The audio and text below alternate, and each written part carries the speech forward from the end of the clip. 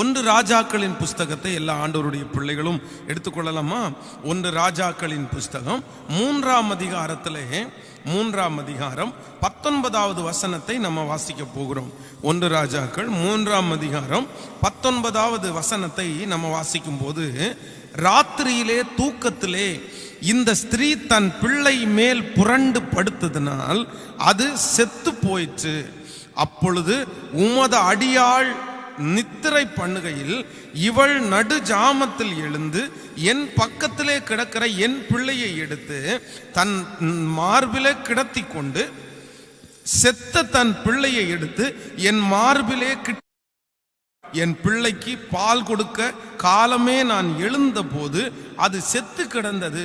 பொழுது விடிந்த பின் நான் அதை உற்று பார்க்கும் போது அது நான் பெற்ற பிள்ளை அல்லவென்று கண்டேன் என்றாள்.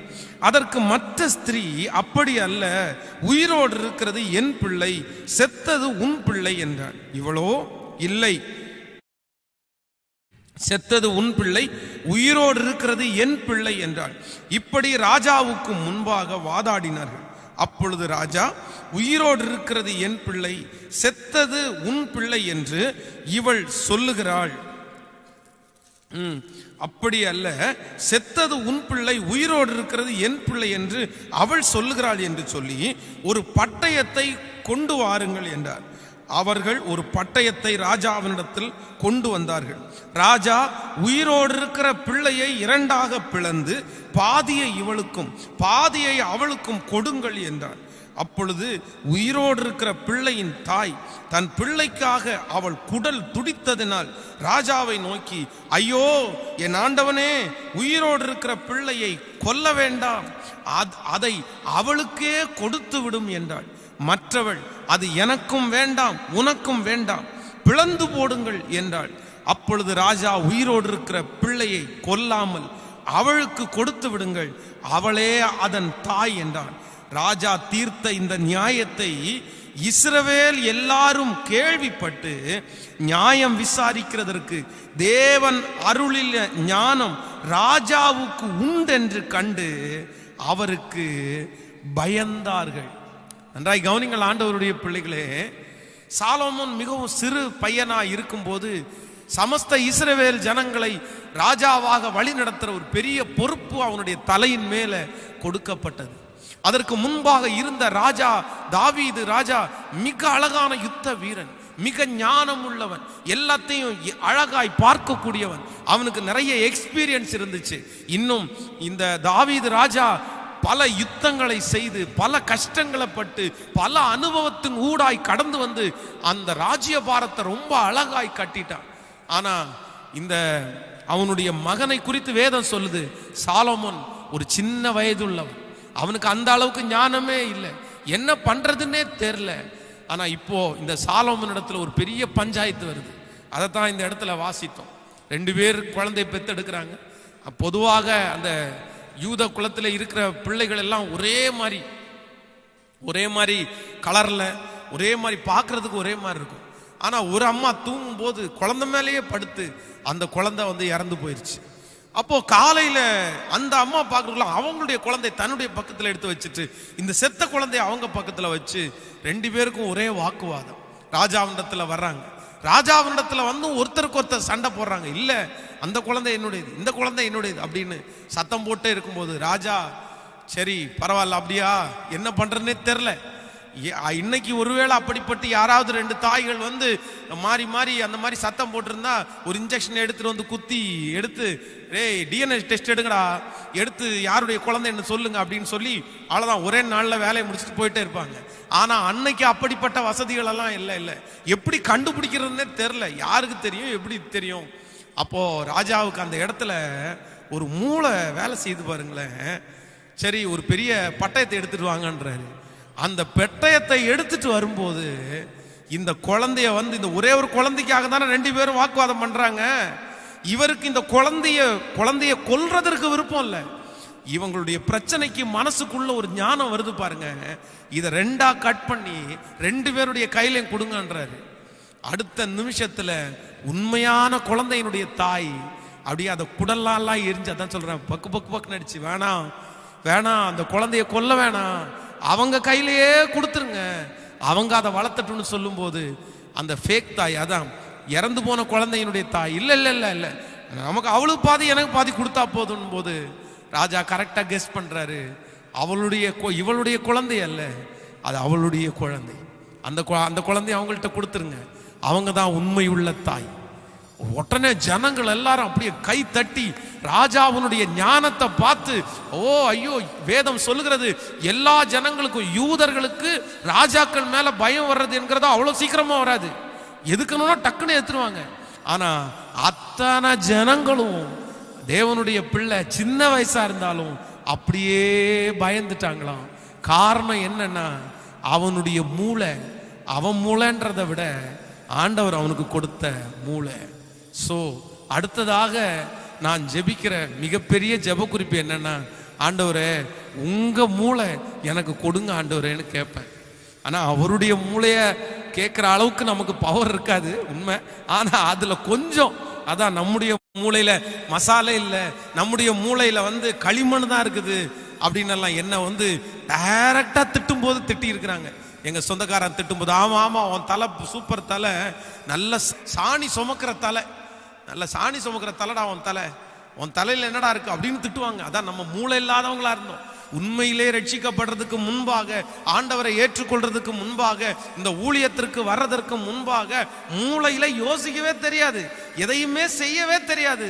ஆனா இந்த ஊழியத்திற்கு வந்ததற்கு பிறகு நான் ஜெபித்த ஜெபம், நீங்க எவ்வளோ ஞானம் உள்ளவரப்பா, உங்க அறிவு எவ்வளோ பெருசு, உங்க அறிவினுடைய 1% அறிவை எனக்கு கொடுத்தா போதும்பா, இந்த ஊழியத்தை நான் வெற்றியாய் நடத்தி கொண்டு போவேன், வெற்றியாய் நடத்தி கொண்டு போவேன். நீங்க ஒண்ணு எனக்கு பண்ணுங்கப்பா, உங்க மூளைய எனக்கு கொடுங்கப்பா. என் மூளை ஒன்றும் இல்லை, என் மூளை கிரியை செய்யாது, ஆனா உங்க மூளை எனக்குள்ள வச்சிங்கன்னா அந்தந்த காரியத்தை நேர்த்தியா அழகா பக்காவா நான் பண்ணுவேன் ஆண்டவரே. இன்றைக்கு இந்த உபவாச ஜெபத்துல என்னோடு கூட இருக்கிற தேவனுடைய பிள்ளையே, நீங்க ஜெபிக்க வேண்டிய மிக முக்கியமான ஜெப குறிப்பு என்ன அப்படின்னா, ஆண்டவரே எனக்கு ஞானம் இல்லை, ஆண்டவரே எனக்கு அறிவு இல்லை, ஆண்டவரே நான் எப்படி பண்றதுன்னு தெரியல, ஆனா ஒண்ணு மட்டும் உம்மிடத்துல கேட்கிறேன், உங்க ஞானம் உங்க மூளை எனக்குள்ளே இருக்குமையானால் நான் எல்லாத்தையும் ரொம்ப அழகா செய்வேன், என் குடும்பத்தை நடத்துவேன், எனக்கு எந்த பிரச்சனையும் இருக்காது, உங்க மூளை எனக்கு வேணும்னு ஆண்டவருடைய பிள்ளைகள் ஆண்டவரிடத்துல கேளுங்க. ஜெயித்த பரிசுத்தவான்கள் ஒவ்வொருத்தருடைய வாழ்க்கையும் நீங்க வாசித்து பார்ப்பீர்கள், அப்படிதான் இருக்கும். ஆபிரகாம் பாருங்க, அவனுக்கு ஒரு பயங்கரமான ஒரு பிரச்சனையிலே கடந்து வருகிறான்.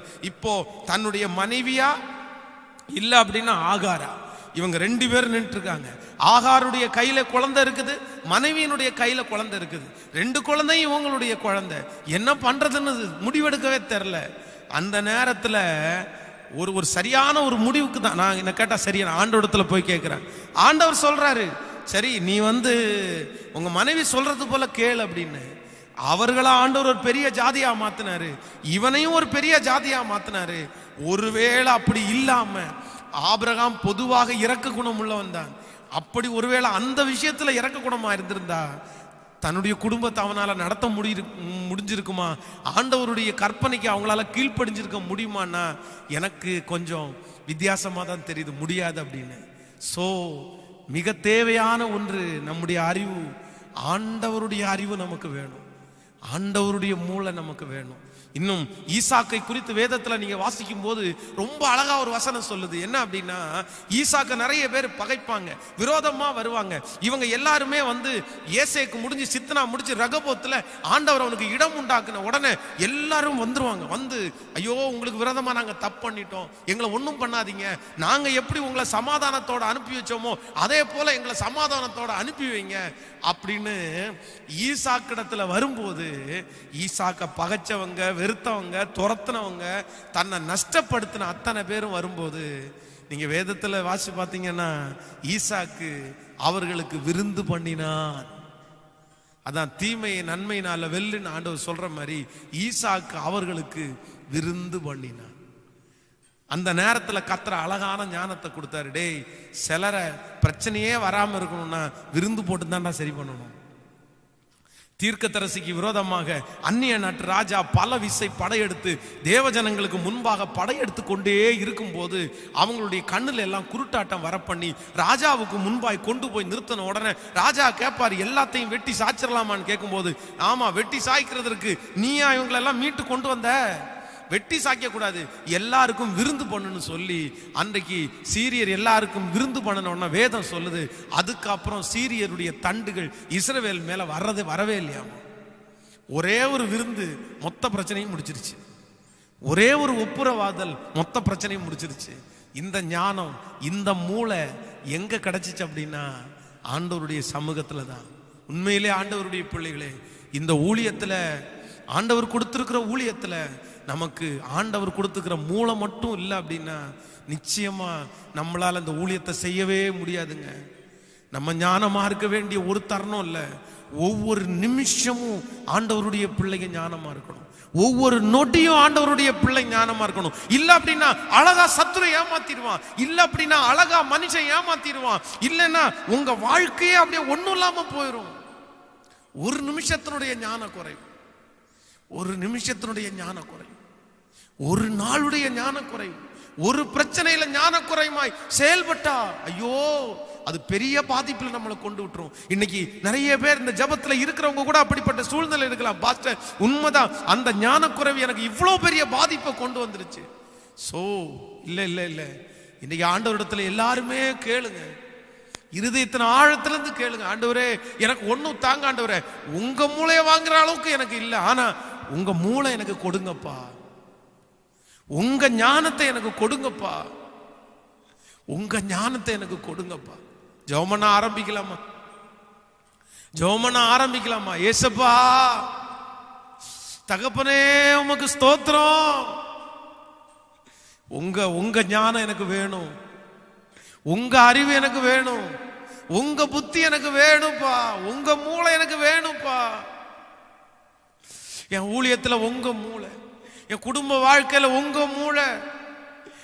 எனக்கு நிறைய பேர் என்ன களிமண்னு திட்டாங்கப்பா, என்ன நிறைய பேர் மசாலா இல்லைன்னு திட்டாங்கப்பா, உனக்கு என்ன ஞானம் இருக்குன்னு கேட்டாங்கப்பா. நன்றி அப்பா.